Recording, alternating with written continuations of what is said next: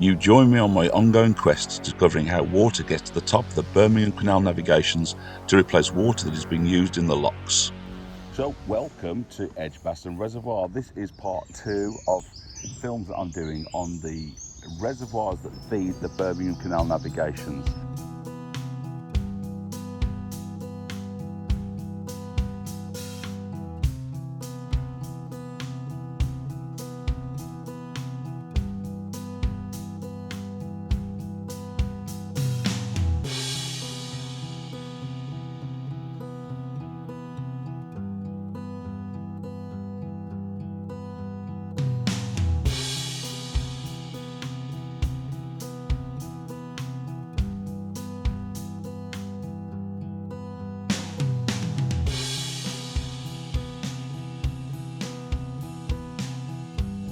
And so originally this area was known as Rotten Park, and there was a small pool here called Roach Pool. So Thomas Telford came along between the years of 1824 and 1829 and extensively enlarged it. It has an average depth of 19.4 feet and it's got a maximum depth of 40 feet. And Thomas Telford was a very clever man.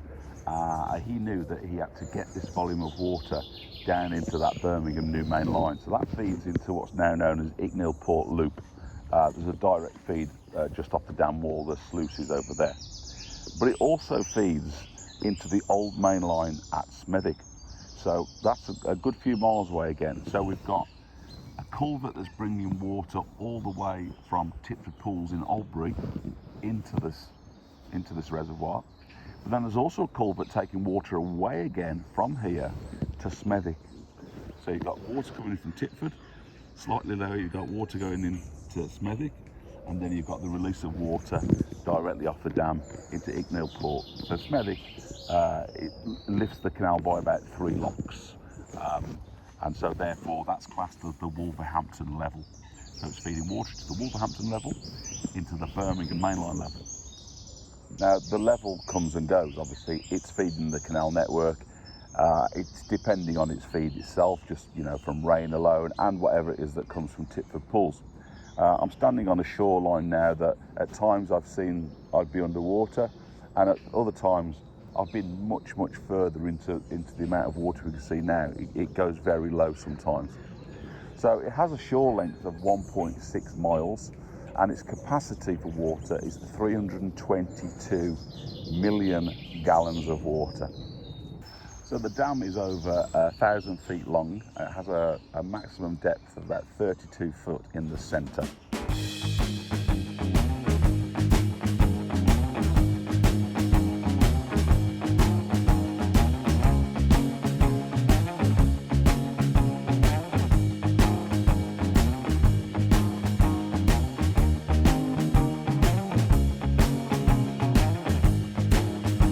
Dead ahead, big grass bank. The top of that is Edgbaston Reservoir.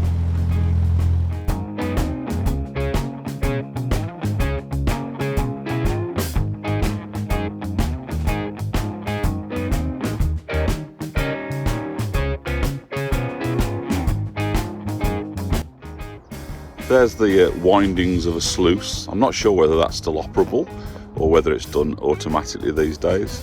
The water would be released from the reservoir and would go down through, that's like a vent of some sort, and then just over there,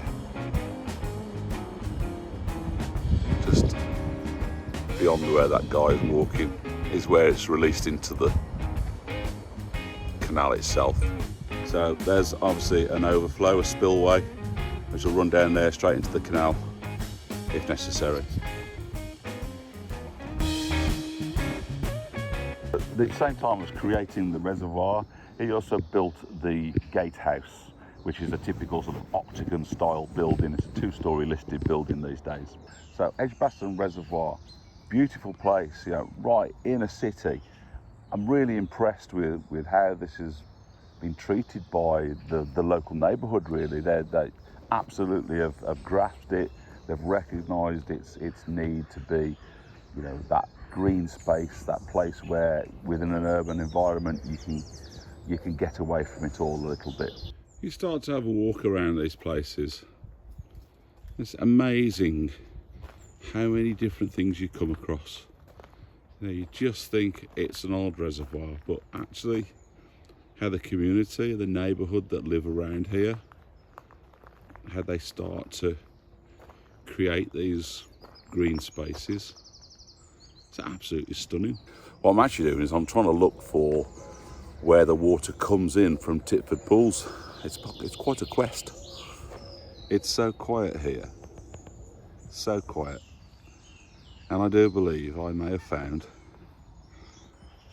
the inlet from where the water comes from Tipford Pools.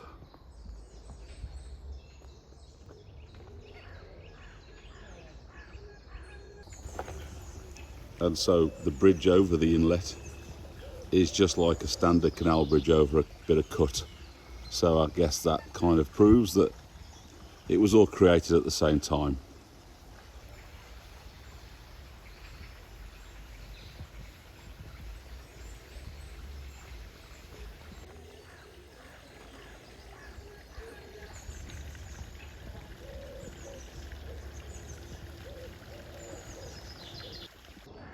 Now, back in those 1800s, the 1870s, as much as this had a commercial reason for being here, the population at the time grasped the potential benefits of having this in their town, in their city.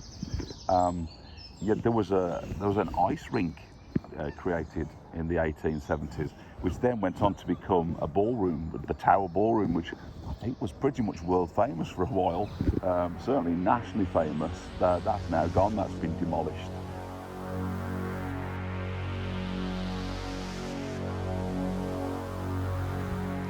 I just love how very quickly nature takes back what was once its own.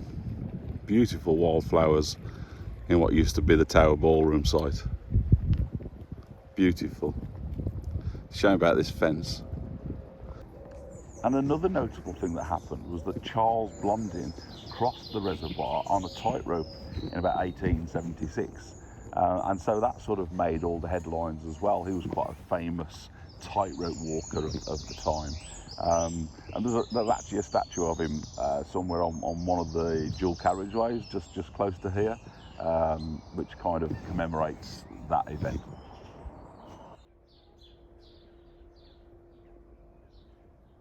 Just like Chasewater, this now is a haven for angling, canoeists, kayaking, windsurfing, sailing, you name it, it's there. We've got TS Vernon, which is a sea cadets, and it's, obviously been a lot of money put into that.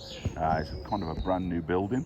I think they always were based here, but that became a bit of an aged, dilapidated place. So this new building's been created. What a fantastic resource that is for the kids of the city. So when I eventually get around to doing the Tipford Pools film, which I would like to do with the boat as well, when I get the boat up there, we'll have a little bit more of a look at the design and how these culverts were created. How do they calculate that? How do they know how to get the runoff? Because it's all going to be gravity. It's all about gravity. And I don't think this place is a great deal lower than Tipford. So it's got to be a very, very gradual slope down. So I'm very intrigued as to how that happened and what's the path of that culvert. Do you know what I mean? Where is it? Is it just all underground or is it visible at times? I'm very interested to find out exactly how that all works. And likewise, the one that's going back towards Smethwick, where does that go from? I'm guessing there is a second sluice over on the dam wall. Whether that is the sort of exit of the water that goes back that way, I don't know. But there's a lot of interesting stuff there, but I don't think I'm going to find it out until I actually get to Tipford. So bear with me on that.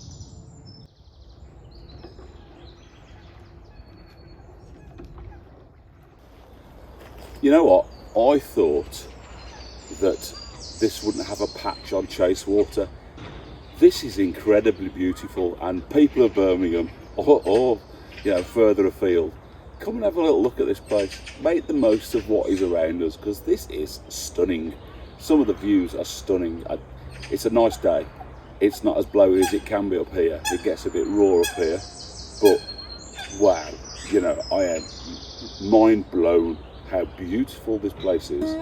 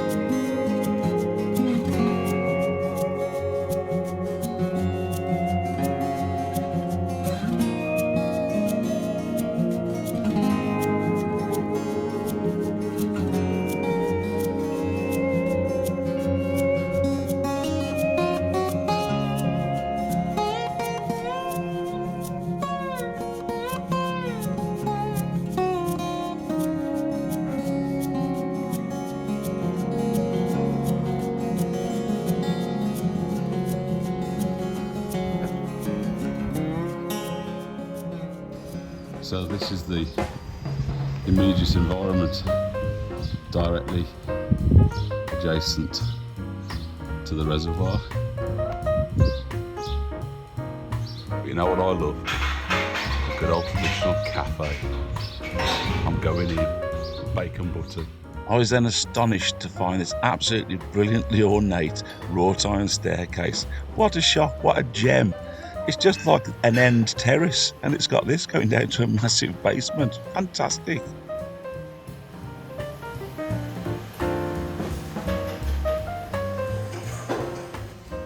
Now then, what should I have? Jacket potato? No. One of those? No. Hang on, where's that? Oh yeah, I'll have that big one there. I mean, I've worked so hard walking around that reservoir. All right, don't judge me. It was gorgeous. See you soon.